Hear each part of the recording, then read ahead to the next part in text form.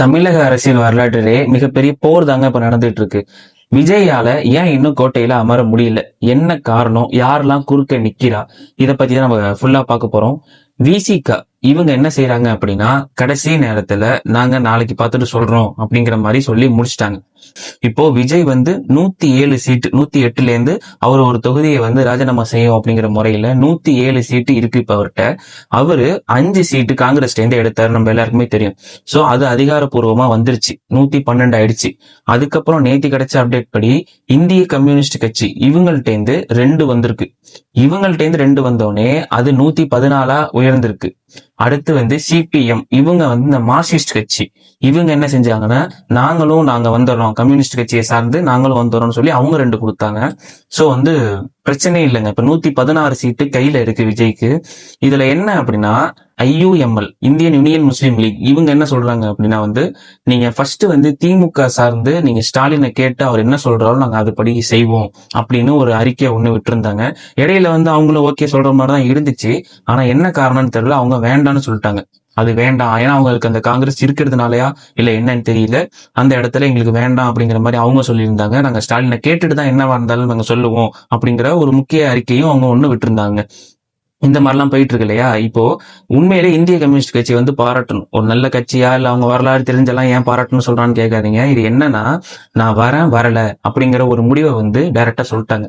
நாங்க வந்து தனி கட்சி, எங்களுக்கு வந்து அங்க திமுக சொல்றதா நாங்க கேட்போம் அப்படின்லாம் வந்து சொல்லவே இல்லை இந்திய கம்யூனிஸ்ட் கட்சி. அவங்க என்ன செய்யறாங்க அப்படின்னா, எங்களுக்கு வந்து ஒரு மீட்டிங் மாதிரி விஜய் போய் நேரா இந்திய கம்யூனிஸ்ட் கட்சியை போய் பார்த்திருக்கிறாரு, நேர்ல போய் பார்த்திருக்காரு. அவங்க வந்து இந்த மாதிரி மதவாற்ற நல்ல கட்சியா எங்களுக்கு வேணும் அப்படிங்கிற மாதிரி அவங்க வந்து டீலிங் பேசி முடிச்சிட்டாங்க. இது வந்து திமுகவுக்கும் இந்திய கம்யூனிஸ்டுக்கும் எந்த சார்ந்தும் கேட்கல, ஸ்டாலின் சொல்லி இவங்க கேட்கல, டைரக்டா ஒத்துக்கிட்டு வந்துட்டாங்க. இப்ப 116 சீட்டும் கையில இருக்கு விஜய் கிட்ட. இன்னும் 2 சீட்டு அவசியம் வேணும். இதை யார்கிட்ட இருந்து எடுக்கலாம் அப்படின்னா, ஒண்ணு வந்து ஐயுஎம்எல் இவங்க வந்து டைரக்டா நாங்க ஒத்துக்கல அப்படின்னா இப்ப சொல்லிட்டாங்க. முன்னாடி வந்து தரலன்னு சொல்றாங்க, இப்ப வந்து ஒத்துக்கல அப்படிங்கிற மாதிரி ஒண்ணு சொல்லிட்டாங்க. சோ மிச்ச 2 சீட்டை நம்ம எப்படி எடுக்கலாம் அப்படின்னு கேட்டீங்கன்னா, நம்ம விசிகா கிட்டே தான் எடுக்கணும். இவரும் நாங்க வெளியில இருந்து நாங்க சப்போர்ட் பண்றோம். இந்த வெளியில இருந்து சப்போர்ட் பண்றோம் என்ன அப்படின்னு பார்த்தீங்களேன், சட்டசபையில நாங்க இருக்க மாட்டோம். அப்புறம் வந்து அமைச்சர்கள்ல நாங்க 2 இது கொடுக்க மாட்டோம். ஆனா இந்த வாட்டி நாங்க முதல்வராக மட்டும் உதவி செய்யறோம். இதுதான் வந்து மேஜர். ஒரு சுருக்கமா சொல்லணும்னா இவ்வளவுதான். நேற்று நம்ம ஒரு வீடியோல சொல்லியிருந்தோம். இவ்வளவுதான் அந்த வெளியில இருந்து நாங்க சொல்றோம், ஆதரவு தரோம் அப்படிங்கிறதுக்கான ஒரு இது. ஆனா இப்போதைக்கு இவங்க வைக்கிற டிமாண்ட்ஸா இருக்கட்டும் எல்லாமே வந்து எங்களுக்கு இதெல்லாம் வேண்டும் அப்படிங்கிற மாதிரி இருக்கு. ஏன்னா விஜய்க்கு அந்த 2 ஆப்ஷன் கொடுத்தே ஆகணும். இதை அவங்க பயன்படுத்திக்கலாம். இதுவும் ஒரு அரசியல் தான். ஏன்னா வந்து பாத்தீங்கன்னா 116 வந்துட்டா 118 2 வந்து வேற எங்கேயும் அவங்க போக முடியாது, வேற வழி இல்லை விஜய்க்கு.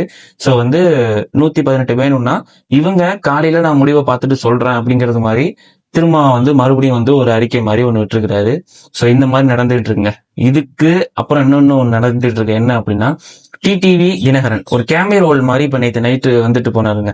இவர் என்ன சொல்றாரு அப்படின்னா, டைரக்டா எடப்பாடி பழனிசாமி அவர்கள் முதல்வரா வரணும் அப்படின்னு ஆளுநர்கிட்ட போய் சொல்றாரு. இது எந்த வகையில சாத்தியம்? மக்களும் ஓட்டு போடல, 3rd பிளேஸ்ல இருக்காங்க. இவர் எப்படி போய் அதை சொல்றாரு அப்படின்னா, இவரு 118 சீட் இருந்தாதான் விஜயால ஜெயிக்க முடியும் அப்படிங்கிறது நம்ம எல்லாருக்கும் தெரியும். ஆனா இவரு போய் வச்ச கருத்து மூலியமா என்ன அப்படின்னா, நாங்க ஸ்ட்ராங்கா இருக்கோம், அவங்க வீக்கா இருக்காங்க அப்படிங்கறத கொண்டு போய் ஆளுநர்கிட்ட போய் சொல்லிட்டு வர்றாருங்க. இவ்வளவுதான் அதுல கான்செப்ட். நீங்க வேற ரொம்ப யோசிக்கிற அளவுக்கு எல்லாம் ஒண்ணும் கிடையாது. இவ்வளவுதான் கான்செப்ட். இதுக்கப்புறம் அமமுக அம்மா மக்கள் முன்னேற்ற கழகத்துல முன்னாள் உள்ள வந்து குக்கர் சிம்பிள் வந்து போட்டு ஒருத்தங்க இருக்காங்க இல்லையா, அவங்க கிட்ட ஒண்ணு இருக்கு. சோ இவங்க என்ன பண்றாங்க, நேத்துல இருந்து தாவேக்காக்கு சார்பா அவரு வந்து ஒரு பேட்டி ஒண்ணு கொடுத்தாரு தினகரன். இது மாதிரி வந்து அவர் குதிரை பேரம் போயிட்டாரு அப்படிங்கிற மாதிரி ஒரு விஷயம் ஒன்னும் சொல்லியிருந்தாரு. கார்ல உட்காந்துட்டு மைக்கெல்லாம் முடிச்சுட்டு கேட்டுட்டு இருந்தாங்க. குதிரை பேர போயிட்டாரு, நைட்ல இருந்து போன் அடிச்சாலும் எடுக்கல அப்படிங்கிற மாதிரி ஒன்னும் சொல்லிட்டு இருந்தாரு. இவரு சொன்னது மூலியமா அதுக்கப்புறம் என்ன நடந்துச்சுனே தெரியல. இவரு என்ன பண்றாரு, அமமுகல இருந்து நான் ஒரு கடிதம் மாதிரி ஒண்ணு எழுதிட்டு இருக்காரு. அந்த கடிதத்துல என்ன அப்படின்னா, தாவேக்காவுக்கு நான் சார்ந்து போயிட்டேன் அப்படிங்கறது மாதிரி நான் எழுதிட்டு இருக்கேன் அப்படிங்கிற மாதிரி தாவேக்கா ஒரு வீடியோ ஒண்ணு விட்டுருக்காங்க.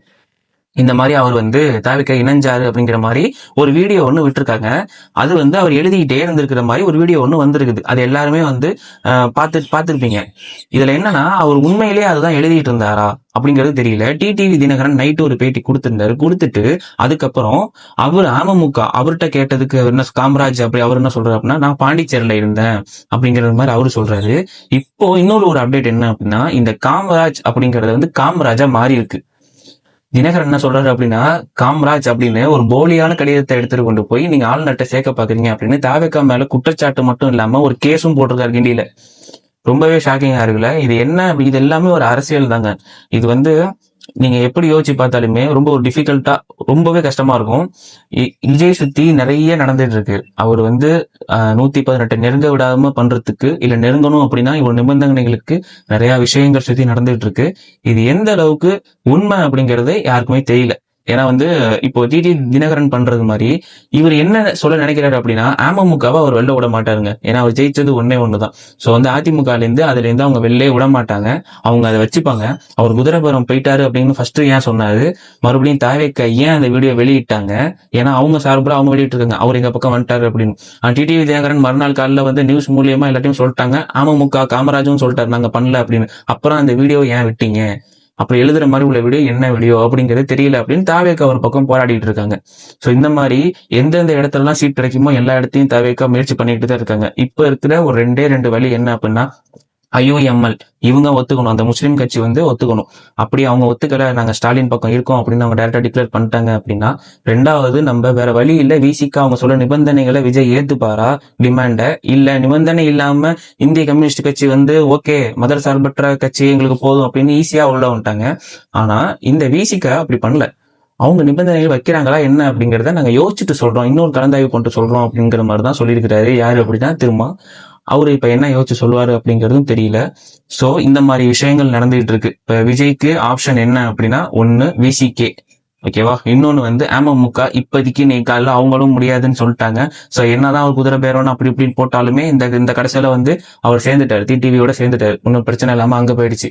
இப்ப விசிகே மட்டும்தாங்க இருக்கு, வேற வழியே இல்ல. ஒண்ணு அங்கதான் நம்ம போய் ஆகணும்.